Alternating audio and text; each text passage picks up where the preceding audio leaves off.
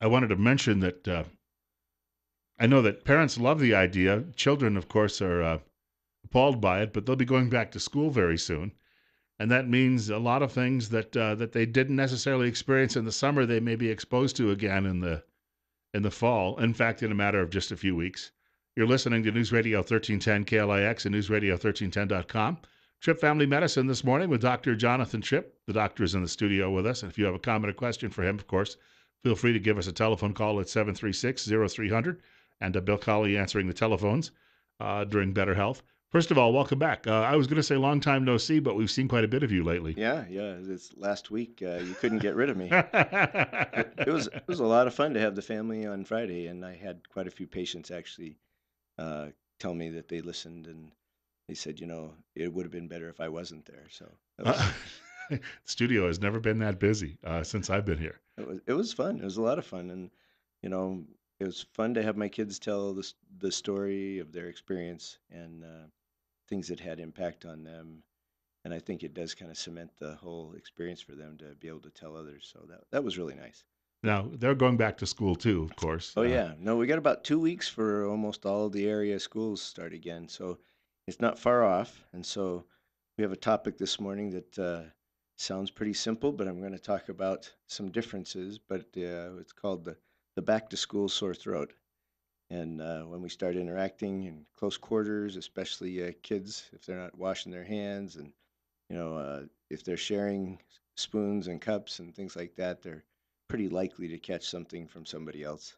You know, the worst sore throat I think I ever had. Well, I've had two that were really bad. One though was in summertime, but it was late summer, and I caught it, and I was isolated from other kids for about a week because of it, and it was just terrible dryness and soreness in the throat. And I never experienced anything like that again until my senior year of college. About a week into the last semester, I came down with mononucleosis, fever well over 100 for a couple of days, and the same type of sore throat. So the first time you had it, did they ever figure out what it was? Someone said it may have been strep, but I don't know. I think it may have just been a very bad sore throat. Yeah. Well, the most common cause of sore throats are viruses. And like you talked about, mononucleosis actually comes from a virus. It's called the Epstein-Barr virus. I'm sure it was Epstein and Barr that named it. So that's that is one we're going to talk about towards the end. But the ones that are more common, and one that's really kind of scary looking and can be scary, especially in small children, is called hand, foot, and mouth disease. Now, for anybody that's in the agriculture business or around it, this is not the same as hoof and mouth that animals get, and it's totally different viruses. And people don't catch the hoof and mouth, and the animals don't catch our hand, foot, and mouth. So, what the hand, foot, and mouth is caused by a Coxsackie virus, which is pretty similar to chickenpox. So, a lot of times, a rash that shows up will be confused with chickenpox. So, let me tell you a little bit about that. It's it usually starts with fever, sore throat, um, and within a day or two, there's a rash that shows up. And this rash obviously is on the hands, usually the palms, but it can be on the backs of the hands, the feet, and again, primarily the soles. But I've seen it come right up the top of the foot and up the ankle a ways. And within the beginning of the rash, after a day or two, often it'll also show up on the child's bottom. So it's kind of threatening, and uh, like the chickenpox virus, these rash areas seem to come in waves, or what they call crops.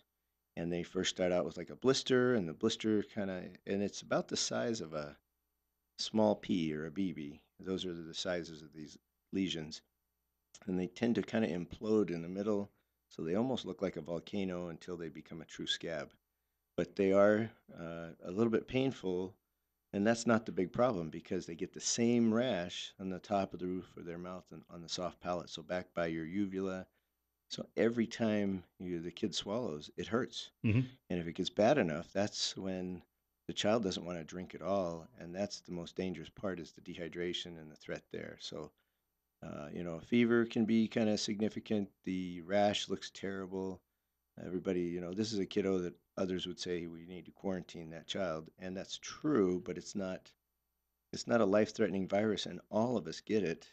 and we get it multiple times, but we become more, uh, or shall we say, less sensitive to the whole rash and reaction. So as an adult, if you get this, you might be a carrier and not even know you have it. You might have had a slight headache or, a little tickle in your throat for a day or two, and that's all you know. And but as an infant or a 1 or 2 year old, getting this for the first time can be very threatening. And so this is one I wanted to tell parents about, especially moms of little kids.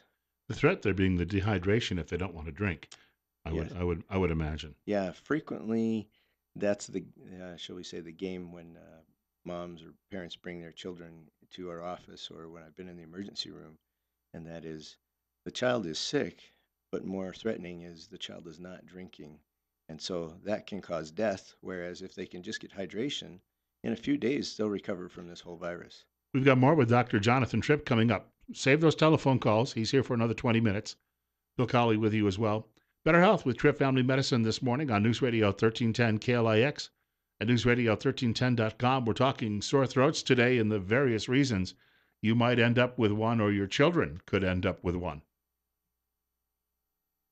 Our guest in the studio, Dr. Jonathan Tripp from Tripp Family Medicine, right here in Twin Falls, Idaho. They're located on Fillmore Street, directly across from the main post office. And I believe we've got a caller looking to actually talk to the doctor this morning. We'll do that right away. Coming up on 844, it's 58. Bill Colley with you as well, answering the telephones. And you're on the air with Dr. Tripp. Go ahead. Yeah, good morning.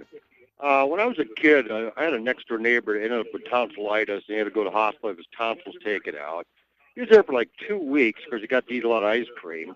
I still have mine. Is that a disease, or what you want to call it, that kids still get, or is that something that's just kind of gone by the wayside? No, no, Maybe they, my comment off the air. sure. Yeah, it's funny. When we were off the air, we were just talking about the same thing. And, as a infant almost, I had my tonsils taken out because my parents thought I was kind of sickly. And after that, I was the healthiest kid in the house. On the other hand, Bill's never had his tonsils out and had your experience where saw friends get them out, but he didn't. And the deal is the tonsils are part of your immune system, so they do catch, shall we say, viruses, bacteria, bad stuff that tries to enter your body. And for some people, they get very inflamed and they stay that way, and they can actually become a problem for breathing for some kids, and a cause of frequent sore throats. And tonsillitis just means a swelling or inflammation of those tonsils. So if that happens repeatedly, meaning 3 times in 6 months, that's a reason for an indication to have the tonsils out because it sounds like it's going to be repeated more often than not, more than the other person should have a cold or a sore throat. You wanted to also get into some more detail about some of the things you mentioned in the first segment. Yeah, here's strep throat is one of the main causes of tonsillitis, and mononucleosis. Those actually are the two that most frequently cause large tonsils with what's called exudate. So for those of you that don't want to hear this, hold your ears. It's pus on the tonsils. So looking in that mouth looks pretty gross. Uh, so both strep and mono can do that. Strep classically has what's called a beefy red look. So if you think of a freshly ground hamburger in the grocery store, it's about that color, and that's not the normal color of your throat. So with strep throat, the symptoms sound a lot like the hand, foot, mouth disease, where it's an immediate sore throat. There's usually a pretty good fever with it. The thing that's different between those two is often there's a headache even before the sore throat or just after the sore throat kicks in. So you wake up feeling fine, and along about 1 o'clock p.m. this headache hits you, and within about 2 hours after the headache, your sore throat starts, or vice versa. And most of the time, there's no congestion. So it's not like a typical cold where you got kind of the nasal congestion, the drip in the back of the throat, the cough. This is just a headache and a sore throat and a fever. And so if I get those symptoms, I almost know right off this is strep throat. This is not virally induced sore throat. So the problem is strep will go away pretty much on its own. So like Bill was talking, that his sore throat may have truly been strep. The problem is the bacteria and the toxins of the bacteria can leach into your vascular system, so your blood supply, and actually attack the kidneys and the heart, even to the point of causing heart valve damage, and this is what's called rheumatic fever. And so we treat strep with antibiotics not because of the sore throat, although that's convenient and you get better faster. We treat them to avoid these more threatening, even life threatening conditions. So strep can be and is a bad player, Well, that's but what killed the famous football player George Gipp, right? He came down with strep throat.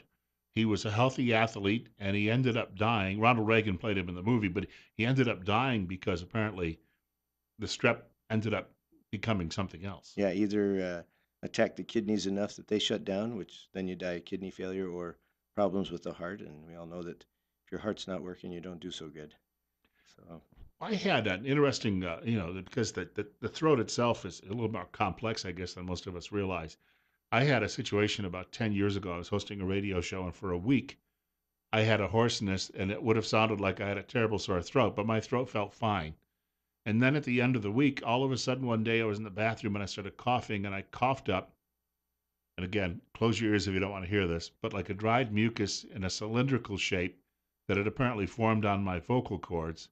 And as soon as I coughed it up, my voice was normal again. So there are issues near the throat, I assume, that can also come along. And that infection may have even spread probably from the throat to the vocal cords, right? it actually probably came from the nose and sinuses down that you weren't hardly aware that it was going on. Kind of like people that are accustomed to having a little bit of allergy symptoms, they wouldn't have even known that was happening until the voice went bad. And it was just probably a pressure on your vocal cords. But often we get what's called laryngitis, which is losing your voice, and that's an irritation of the vocal cords. And it is, at least based on my reading, it's about 90% caused by viruses. So sometimes strep throat will cause that, but most of the time it's your common cold if you can't hardly talk during the day. And one of the funny things about laryngitis is we have a tradition of telling people to whisper when they have laryngitis. And we've actually found that that's harder on the vocal cords and makes the laryngitis last longer. So even though you sound like a adolescent young man getting his voice changing, go ahead and talk as normally as you can. Do you get people who have symptoms where they come in and they have what they feel they've got a constant dry throat and that no matter what they do, it doesn't seem to go away? That's a great question because as I have people come in and talk about a cough or talk about a sore throat, they will say the back of my throat is so dry, or they'll even use terms like it feels like sandpaper.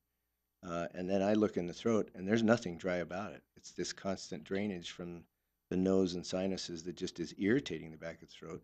And the sensation is it's dry. And so, they're very surprised when I can even pull up a mirror and show them back of their throat is not dry at all. But that is the sensation of that irritation. We have another caller with us, and you're on the air with Dr. Jonathan Tripp at 10 minutes away from 9 o'clock. Yeah, you might be surprised by the comment that I'm going to make, but one of the things that I have found that has been extremely helpful in battling sore throats is cayenne. As soon as I sense a sore throat coming on, I make up a real hot batch of real hot cayenne and dribble it down my throat, and usually within a couple hours, it's completely gone. That I'd say anybody that can tolerate that much cayenne, go for it. I think I know why it helps, and that is What I tell people is just do it as hot as you can, just as much as you can, and if it's just a little bit, then you got to do it a little more often. But it just wipes out whatever's growing in there. super. No, I would be very open to that treatment. I have some others that are not medicines as well, but that I think you increase the circulation, you draw more blood flow to the area, and therefore your immune system is even higher.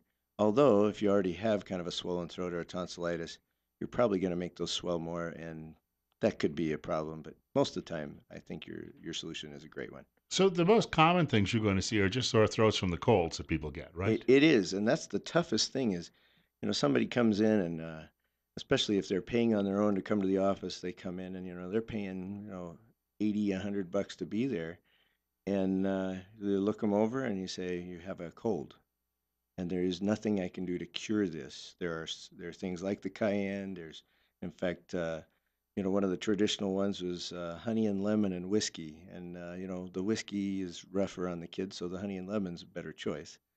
But they feel like well, you didn't do anything for me, So that's a tough one as a physician because physicians like to fix things. And so often the best method to treat is treating the symptoms and trying to minimize the pain or suffering you'll go through during the course. And then often I let people know if this continues more than about a week, maybe 10 days, or it's getting worse at that point, that's a reason to come back and let's talk about now do you have a full blown now bacterial sinus infection that we need to treat with antibiotics. Now, I remember one time, and I was quite young, going to the doctor and had a sore throat, and the doctor said that my throat looked like it was speckled. What would that be? Ooh, yeah. Actually, strep throat will have that look. It isn't always uniformly red. It'll actually look like if the speckles were red, they're actually sites of inflammation and a little bit of vessel rupture. So they're like mini bruises, and so they will give that look. But there's lots of others, Koplik spots and names like that that we use to try to identify different diseases. Mono can have that look. So mononucleosis, the big swelling of the tonsils with pus draining off of them. You'd look at that and you'd say, "Oh, this is strep throat, and we got to get you on antibiotics right away." And the funny thing is, the virus for mononucleosis, when you give amoxicillin, you get a rash almost all the time, and that's almost a way to prove that you have mono. If you give them amoxicillin and the rash shows up, it's not that they're allergic to amoxicillin; it's they usually have mononucleosis. And of course, there was always that line that was the kissing disease, but I don't recall that I kissed anyone who had mononucleosis when I came down with it. So obviously, there are other places people are going to be picking it up. That is usually one of my rules of thumb, or instructions when people leave with a sore throat of any kind. Okay, no kissing for a couple days. But the truth is, the kissing disease is what it's called, or what it's been called traditionally, and it's fun to tease, a 12 or 13-year-old about who you've been kissing, or even the 18-year-old, and watch them kind of ask, "How do you know?" Or the younger child will just look embarrassed and say, I never did that. So what happens, all of these are passed by what are called respiratory droplets. So if you cough, you sneeze, that gets spread into the air, and if you're nearby, you can actually breathe it in, and that's one way to catch it. Most of the time, it's by sharing of saliva. It's you have a spoon, a cup, something that you've shared out of the same dish. Double dipping, stuff like that. And then, last but not least, is you can actually, if it's recent enough, you can grab a table surface, a doorknob, something like that, and then if you don't wash your hands before you eat, or even touch your eye, you now have introduced this into your own system, and it shows up a day or two later, or 3, 4 days later, and you don't even know where you got it from. So that is the most common experience. So my advice on those that cough or sneeze: switch from the old tradition of covering your mouth with your hand when you cough or sneeze, and literally cough towards, hold up your arm and cough into your elbow, because most of the winter, most of the fall that we have longer sleeves, your sleeve will act as a filter to catch most of those droplets and actually reduce the infection rate of other people. And I was going to say, with mono, what I recall was I had a pretty bad reaction to it 32 years ago now, but other people sometimes get it, and I'm told they don't even have any idea they've got it. Yeah, mono is a real tough one because some people have very little symptoms, and others they're just devastated by fatigue, the sore throat, the trouble swallowing, the fever, and they're wiped out for 2 to 6 weeks. So very difficult one to recover in a school program if you get the more serious version. And it is one of those that you build the immune system to it, but on occasion you can actually get a recurrence of it later. I walked out of the infirmary 1 week after I had it, and it was severe. And they said, "Oh, you're going to have to deal with this for 6 weeks." But I felt fine the remaining 5 weeks, so Good. life resumed very quickly after that. That's great. No, that's what we hope for. And with mono, the best I can do is try to support that immune system, and I use a combination of vitamins, some minerals, but it's all in the with the intent of trying to boost that immune system to do its job better. We've got to wrap up, but before we do, people who'd like to get in touch with your office, what would you recommend they do?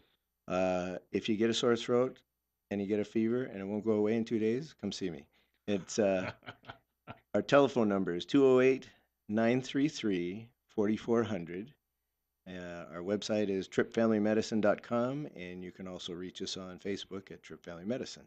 We should also point out, too, because we don't have time to take our last caller here, but if they have a question, they can call you at the office with that, obviously. Absolutely. We have all kinds of nurses that would be happy to give you whatever answers, and if they don't, they can come to me. We want to thank Dr. Jonathan Tripp for dropping in today. I do want to mention Bill Kyle is coming up in just a few minutes. He's the local franchise owner for McDonald's restaurants here in the Magic Valley. And today, the long-awaited grand reopening of the new location at the original location at Hayburn and Blue Lakes is taking place, I believe, 10:30 this morning. He's going to drop in and talk to us about, just some of the hurdles you have to go through when you're building a restaurant in a town like Twin Falls and really anywhere else. Details on that coming up after 9 o'clock news this morning. You're listening to News Radio 1310 KLIX and newsradio1310.com.